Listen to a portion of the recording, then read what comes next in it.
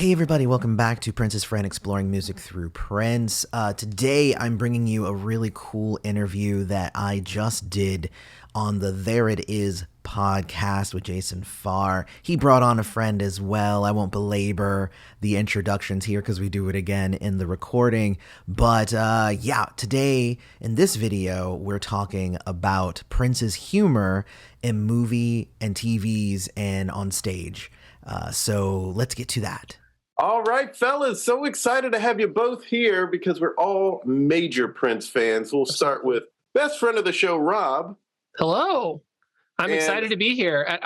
Before we get started, I wanted to say that I haven't finished my undergraduate in Prince, and I'm dealing with two people that have PhDs in Prince. So, like you have more of a PhD than I do. And we have this is the third time we've had Prince's friend of the show. Yes. You like that? Yes. Yeah. So, Eloy Lasanta, thanks so much for being back. Thanks, Jason. I mean, it's always fun to come on here and talk. We always end up having a great time. Mm-hmm. And then I'm always like super giddy like afterwards because it's like, yay, I got to talk, because it's when I do my own show, it's me talking into a camera and then I can kind of engage after the fact. But it's so much fun when you get to actually have like a live conversation about Prince. Mm-hmm. For sure. Gosh, I love it. Well, today we are talking about, as you already know from the description, we are talking about Prince's humor. Yes. One of the things when he passed was there were a few people who were acknowledging him. And Justin Timberlake said, one thing that a lot of people don't know is how funny he was. Mm-hmm. And I don't think enough people knew how funny he was. And oddly enough, there are people who are, after his death, discovered how good of a guitarist he was. I was always mind blown by that. It is stunning how many people are like, oh man, did you know he played guitar? And I'm like, wait, what? So we're going to start this conversation talking about how his comedy, so to speak, came out in TV and film and other appearances, maybe interviews or maybe stories that you heard someone tell about him where he did something hilarious. So I'll throw out some things just to start us off here. So Under the Cherry Moon, obviously, it's a comedy, an actual romantic comedy, yeah. Right.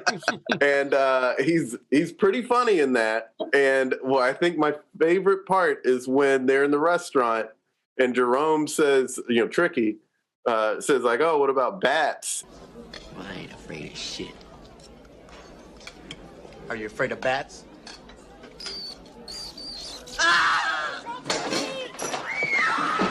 Looks up and sees the bat. That scream killed me. It was so funny. It was a scream, but he had food in his mouth. Like, that was the funny part about it. Yeah. It was so funny. Well, I mean, and not to mention that movie has Rekka Stowe in it. It has the main comedic scene of all of the comedic scenes from anything that Prince will ever be known for ever, is that one, is the Rekka Stowe one. If you wanted to buy a Sam Cooke, Abby, where would you go?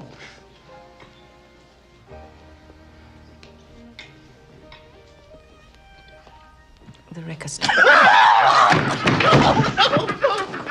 However, my favorite funny scene from Under the Cherry Moon is the one where they just stare at each other like, yeah, and he goes, honey, don't you know I will slap the waves out your head? And I'm like, I laugh every time he says that. Although, and technically that's not Prince, that's Jerome also. Prince, I think, broke because he laughed with that scene. Exactly. Yeah. That's what makes it so funny is that he just couldn't even contain it. Like, he is cracking under the pressure of that joke, and it is hilarious. But yes, definitely Under the Cherry Moon. If you're going to look at his movies, look at the comedy. Definitely that makes sense. Even if we go to Purple Rain, we have, the biggest practical joke that he ever played on anybody was, that's not Lake Minnetonka. Right. So I was going to talk, I wanted to talk because I obviously I live in Minnesota. And so, and I live very close to Lake Minnetonka. So to me, I grew up in South Carolina. When I remember watching that movie, it's very pivotal if you've seen the scene, unedited. It was very coming of age, yes. Yeah. I think I became a man when I saw that scene. Yes. Or somewhat. Hold it. What? That ain't Lake Minnetonka. But, I thought when he said the water's Lake Minnetonka, I didn't realize that was a lake in Minnesota. So I thought it was like somewhere in like South America, like that, and that's why I was like, "Oh, that stupid woman! Like she doesn't know. That's not, of course that's not like some." I thought it was like Machu Picchu, like something like that. Right, right. And so when I moved here, and then I saw there was an actual Lake Minnetonka, I was like, "Oh!" And then the fact I know probably where area they were in, they were not close to like. So it's like. She doesn't even know the city she lives in. And so that is a funny scene. And he has a couple of funny scenes in that movie, one or two, or like a couple of scenes where he's being charming, but he's not the comic relief. No, definitely not. That's Morris and Jerome. Right. Absolutely. 100. Absolutely. Yeah. I also, of course, we got to mention New Girl. He was so good in that. Yes. Hi. I'm Prince. So what seems to be the problem? Oh, how rude of me. I haven't given you enough time to freak out yet. You may do so now. Oh my God! Oh my God!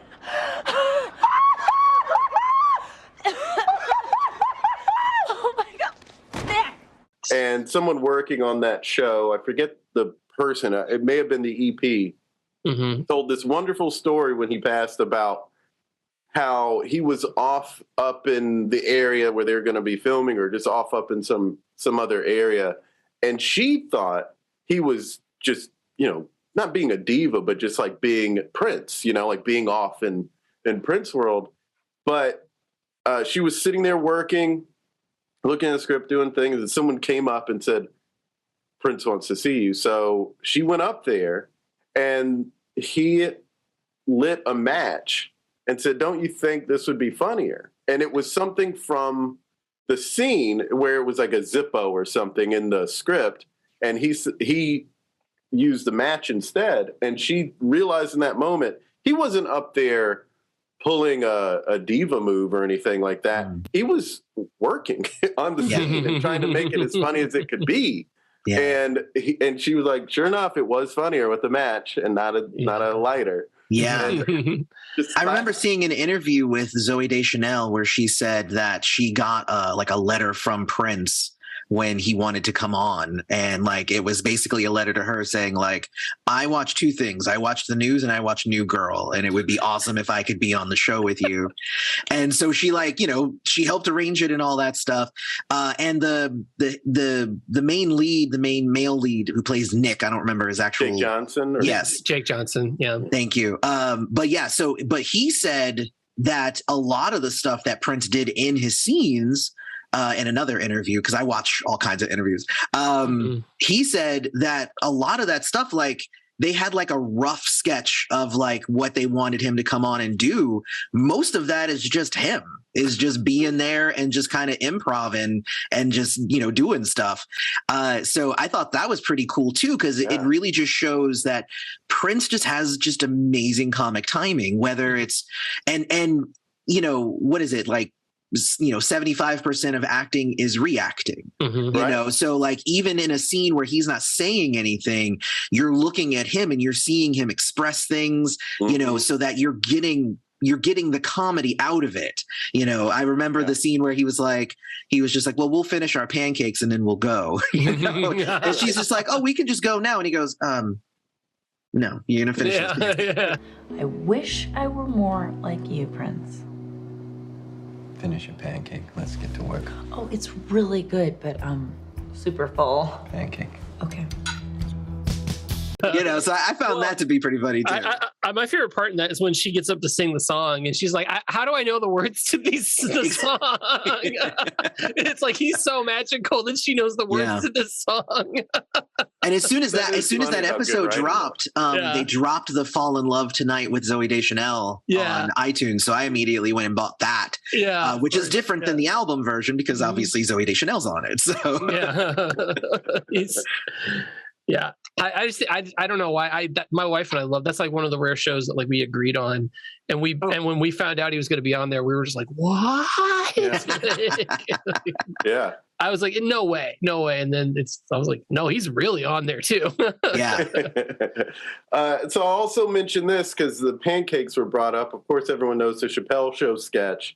Yep. And Chappelle told a story about hanging out with Prince after that sketch had aired at a hotel, and Prince was ordering food, ordering room service, and Chappelle says that Prince said, "Hey, do you guys want anything?" Pancakes. Ribbing him, letting him know, like, yeah, I saw it. I know the thing. When Jason and I saw him in concert in Atlanta during the musicology tour, when he was doing his acoustic set, he was just kind of riffing and just doing his thing. And then he was like, "You guys, what do you guys want to talk about? Do you want to talk about basketball?" And it just seemed like, because that was right during it was right when Chappelle's Show was hot. Yeah. So it just felt like he was acknowledging that skit to us. Oh, he definitely did.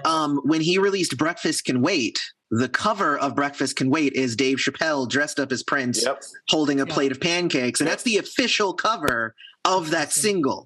So Prince was in on it. He got it. He liked it. It's only complimentary. I mean, especially knowing how serious he took basketball. So, game blouses. Game. That was so funny to me. I always thought it was so, because at the time of that sketch, I didn't realize that there was that, because I listened to that album a million times as a little kid, but Computer Blue did not stick in my head for whatever reason.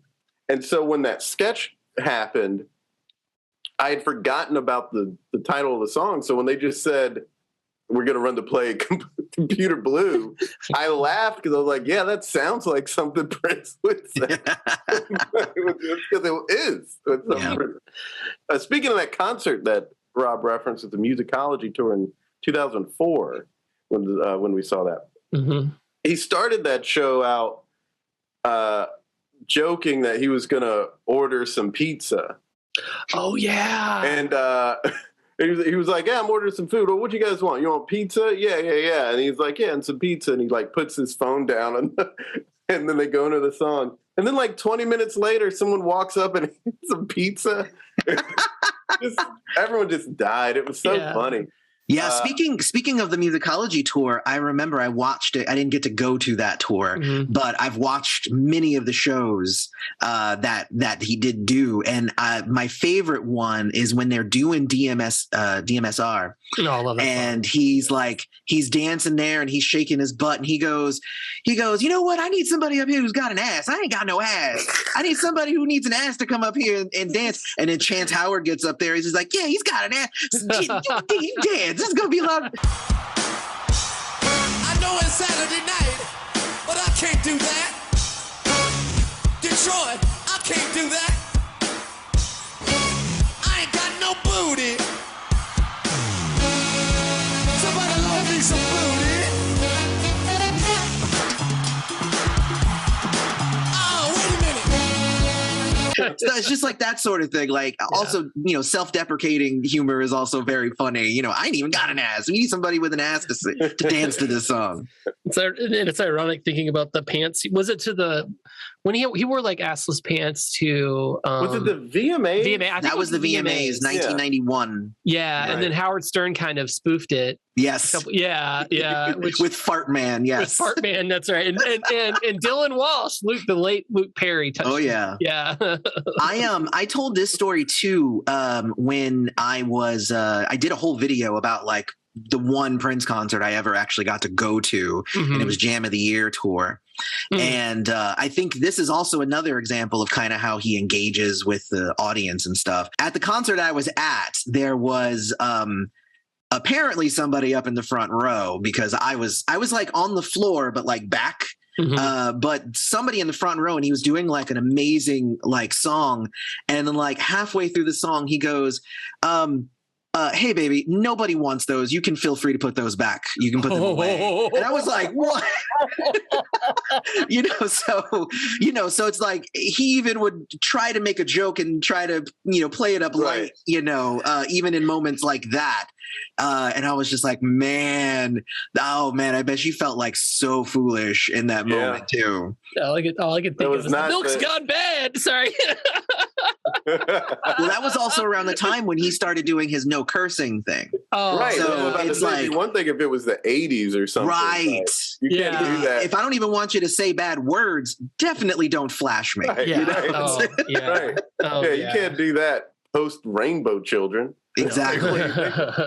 So some other TV film appearances for me. I loved Muppets Tonight. That was just delightful. Yes. By the way, Gonzo. Yeah. You are definitely working these pumps and fishnets. Oh, thank you. Right this way. Somebody who loves the Muppets. That time he dressed up as Bryant Gumbel on the Today Show when he showed up. That was a funny bit. The Chris Rock interview when he's talking about not doing bad. That was a classic. Where he said the line, the quoted line is, well, the first line is your butt is mine. And you're not saying that to me, and I'm damn sure not saying that to you. Exactly. Well, and that's the thing about comedy, right? Is I have heard so many good jokes, but if the person saying the joke isn't delivering it well, then it falls flat. And that was a thing about Prince, is that he always, like, when he said something, it was funny because he knew how to deliver it. Right. So yeah, I mean, and he was spontaneous. One of my favorite interviews that he ever did was Kurt Loder. And this was around the time of Rave Unto, where he was, they were having a long discussion about like his name, and like, well, I can't pronounce it, but what if I do this and blah, blah, blah. And there's a point where like Kurt goes, well, I don't want to belabor this. And he goes, wait, you don't? After like the sixth question. But I mean, let's say you're in the business. I don't want to belabor this. But you don't? I saw that. I actually did see that clip. Very funny.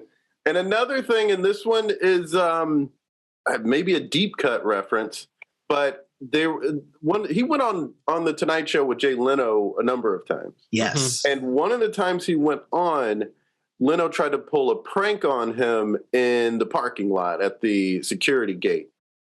And Leno's out there, he's wearing this costume and he's like got a bad mustache on or whatever. And he's like, is Prince in here? We can't let you in unless we see Prince. And the driver's like, no, we can't. He's like, no, then we can't let you in unless we see Prince. Prince pops up from the that's the sunroof, and pops out of it and goes, that's the worst costume I've ever seen. Is Mr. Prince in the vehicle? Yes, he is. Can we have some proof? That's the worst disguise I've ever seen. You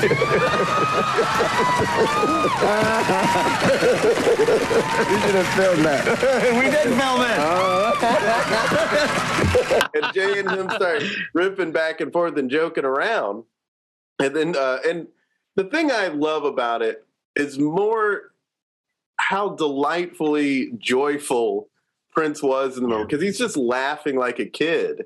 And he didn't know the cameras were on him at first when he was laughing. Then Jalen was like, oh, there's a camera there. And he goes, ah. And he's just, I don't know, it's something real nice and pure to see, because you don't really see that side of Prince so often. It was nice. Well, and the reason for that is, he tried to make sure that he was taken seriously up front, so he was not jokey. He barely did any interviews. Anytime he did, he was very mysterious.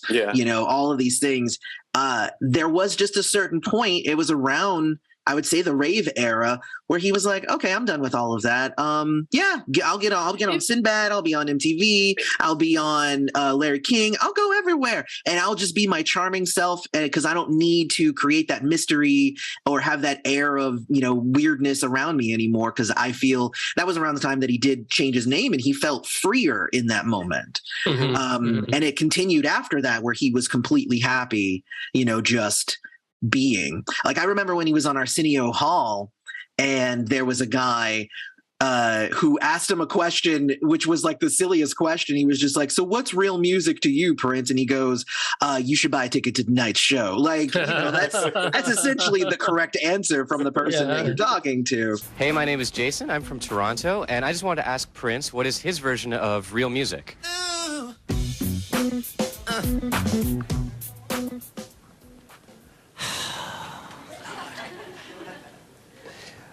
Do you have a concert ticket?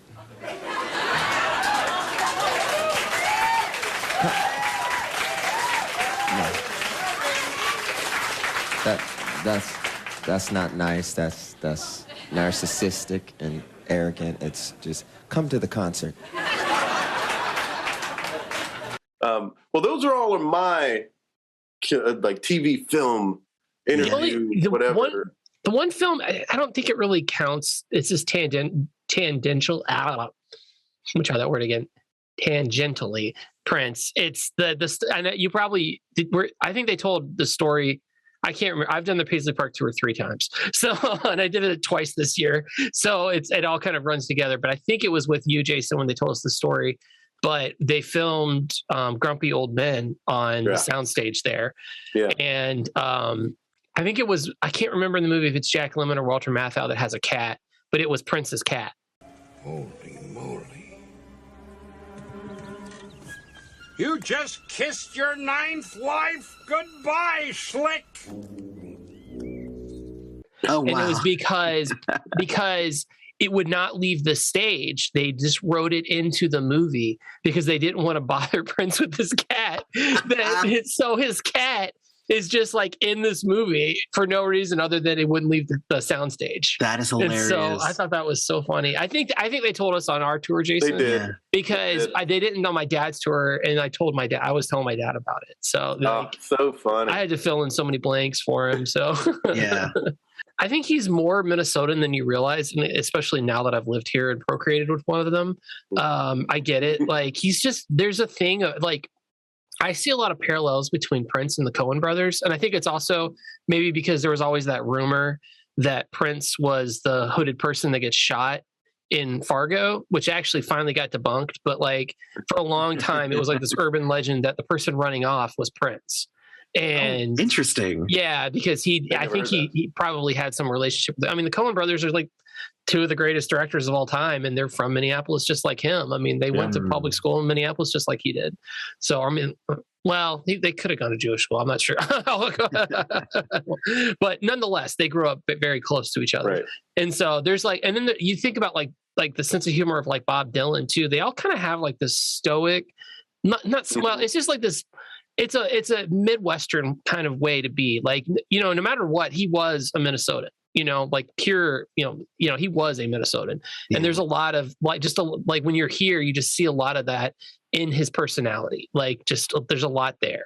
So I that's one thing I enjoy about just him in general. But then, you hear stories all the time about him, just like riding his bike around Chanhassen. Like, just like, I mean, and if when you go to Paisley Park, I told Jason, I was like, Jason, it's going to seem weird where it is. Like because I live much closer to the cities than he does. I mean, I'm 5 miles from downtown, but he, like, I'm like, Chanhassen's out there, man. Like you're going to think it is. And it's like, and I told it actually when we got up, I was like, brace yourself. Cause I knew it was coming. And so it did help. He cried anyway. But, I cried my first time too.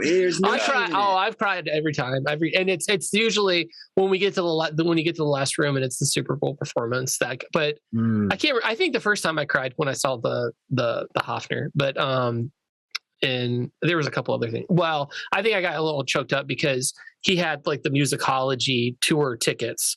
And so that was just like, I just felt like a smile to me and Jason. I was like, oh my gosh, but yeah, I mean, and just a random one. It's not, I don't know if we can talk about like, if you want to talk about just TV appearance. I mean, I've just listened to interviews with people talking about him and his humor. But one of my favorites was I listened to Michael Scott, it might be Mike Scott. He was one of his guitarists for years, and he was Justin Timberlake's. He might still be Justin Timberlake's guitarist.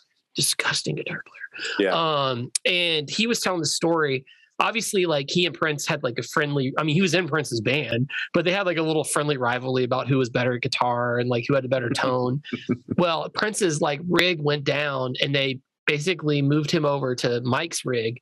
And then like later in the night, like Prince is like coming up to Mike and he's like, man, I sound really good tonight. And like kind of like rubbing it into him. And then he was like, looked at him, he was like, that's because you're playing through my rig. And then he got all mad. He was like, like not like playfully mad. Like he thought he was like one up in Mike. And he was like, no, you're playing my amp. So I think, it just, there's some really great, from a guitar standpoint, there's a really good guitar podcast called No Guitar Safe. And they did a really great tribute to him after he passed away. Mike came back on, and then I can't remember her name. One of the women that played guitar for him. I'll have to go back. Maybe there was a few. The Kat Dyson is the one that's coming to my mind. It might have been Kat. I think it was Kat. Because she's an African American woman, right? Yeah. Because there was I can't remember the woman who was the Third Eye Girl. Yeah, Third Eye Girl. I can't remember her name, but it was. I think it was Kat, and like she was interesting. She had so many good Prince stories.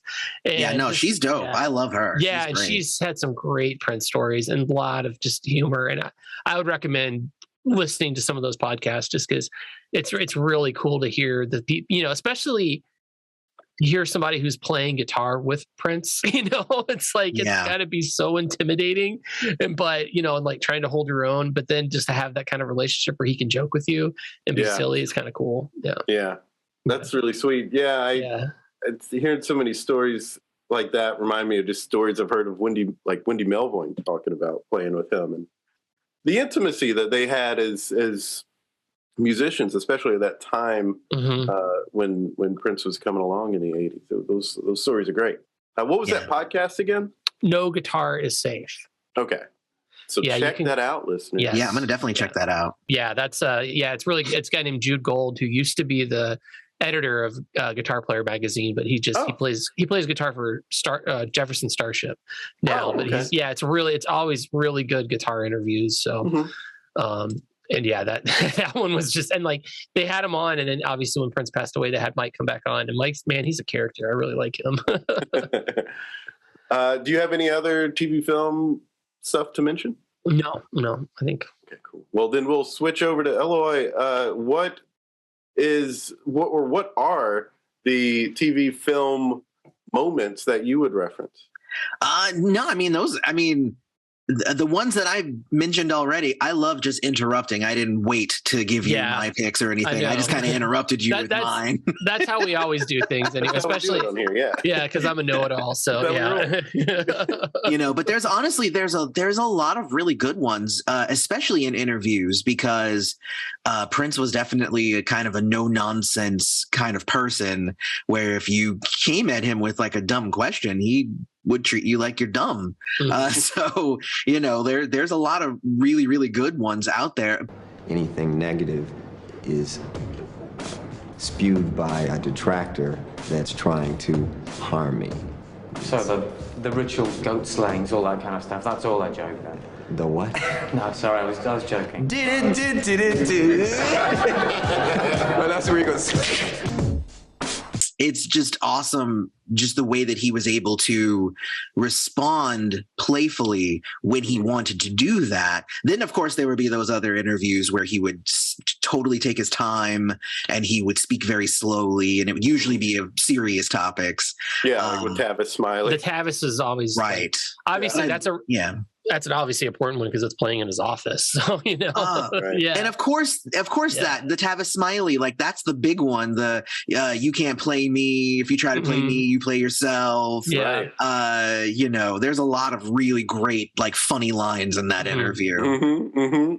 I hope that you enjoyed that. That's actually where the conversation on the TV and movies and stage kind of stops there. And then we're going to go ahead and get into some of the funnier songs, the funny moments in Prince songs. So, and I lead the second part of the conversation a little bit more. It's actually a ton of fun. If you haven't had a chance to listen to There It Is podcast, this is actually my third appearance on that podcast, so be sure to go ahead and look up my other appearances. But he runs a great show, really, really fun conversations that happen over there, and I will put a link in the description so you can check that out. Also, obviously, don't forget to hit like, subscribe to the channel, hit the bell notification. If you want to support me and my music, you can go to straysoftheworldmusic.com. I will have a link to that down in the description as well. We also have our own YouTube channel that you can go check out, which is just Strays of the World. Go check that out. Otherwise, may you live to see the dawn. I love you all. See you in the next video, which will be for part 2.